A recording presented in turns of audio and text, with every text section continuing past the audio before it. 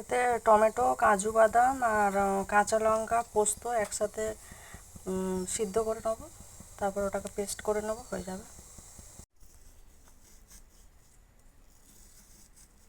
এদিক দিয়ে একবার করে কেটে নেবে আর উল্টো সাইডে আরেকবার করে কেটে নিলে দিলে হয়ে যাবে। সবগুলো এইভাবে কেটে নিতে হবে। কেটেছিস তো? একটা পাত্রে কর্নফ্লাওয়ার আর অল্প একটু বেসন, নুন, একটু হলুদ, একটু গুঁড়ো লঙ্কা দিয়ে এটাকে গুলে মেখে নিতে হবে।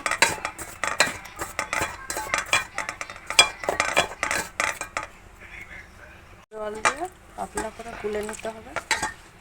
তারপরে কচুগুলো এই জলের মধ্যে চুবিয়ে ছাড়া তেলে ভাজার জন্য এরকম একটা গাঢ় না, এরকম পাতলা একটা পেস্ট বানিয়ে নিতে হবে।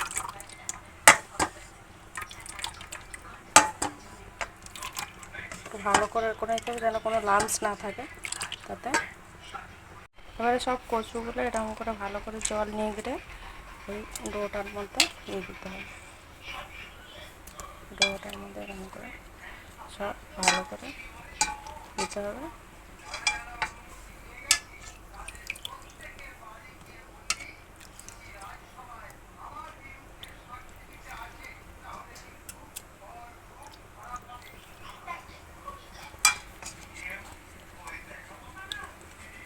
আমি প্রথমবারই করছি, আমি জানি না কতটা ভালো হবে। তো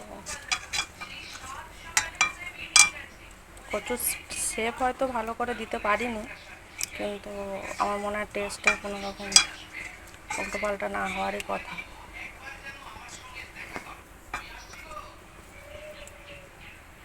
আর এক এক করে গরম তেলে কচুগুলো ভেজে নেব।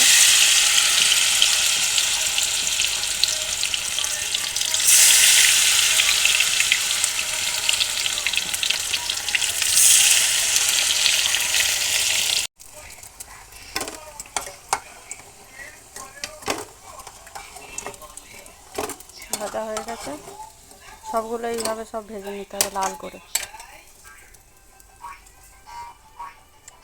পাতলা হয়ে গেছে এটা।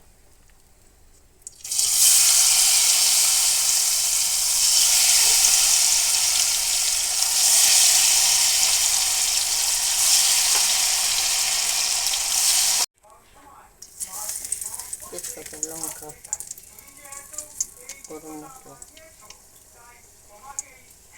কালো জিরে।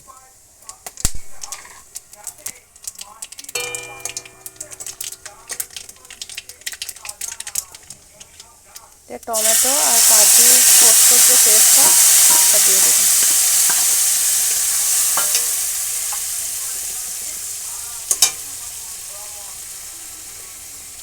অল্প একটু লঙ্কার গুঁড়ো, হলুদ গুঁড়ো, নুন,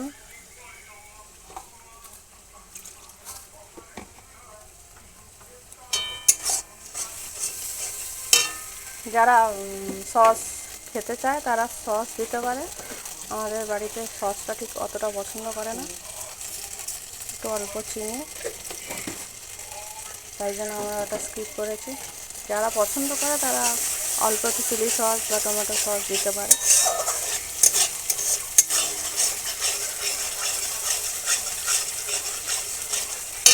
মশলা ধোয়া জলটা দিয়ে দেবো।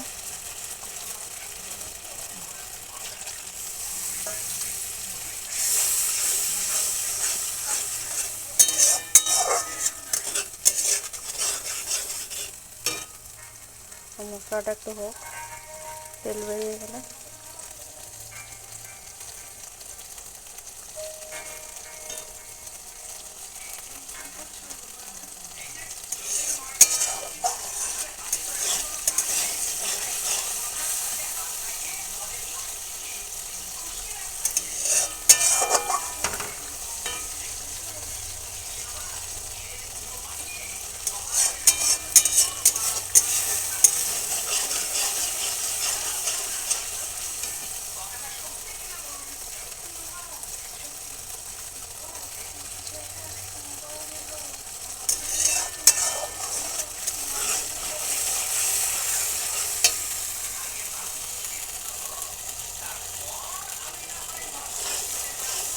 মশলাটা ভালো করে কষা হয়ে গেলে অল্প একটু জল দিয়ে দেবে।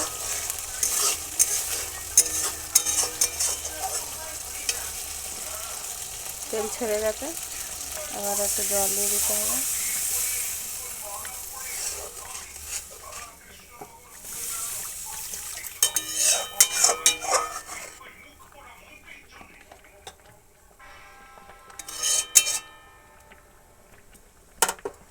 এখন কচুটা দেওয়া হবে না, দিলে হয়তো ছেড়ে যাওয়ার থাকে, একটু বেশি গলে যাবে। তাহলে একটু ঝোলটা একটু ফুটে উঠুক, তারপরে কচুগুলো একে একে দিয়ে দিলে।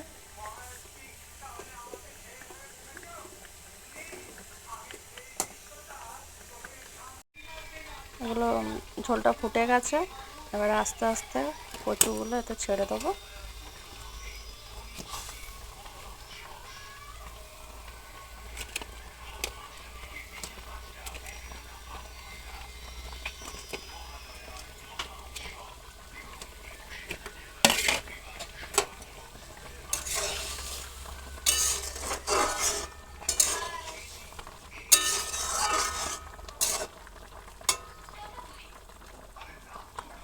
আস্তে আস্তে হোক।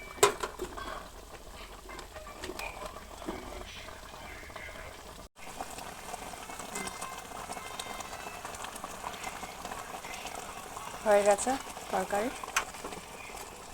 এবার নামিয়ে নিতে হবে। আর যারা ধনেপাতা খায় তারা অপর থেকে একটু ধনেপাতা দিতে পারে।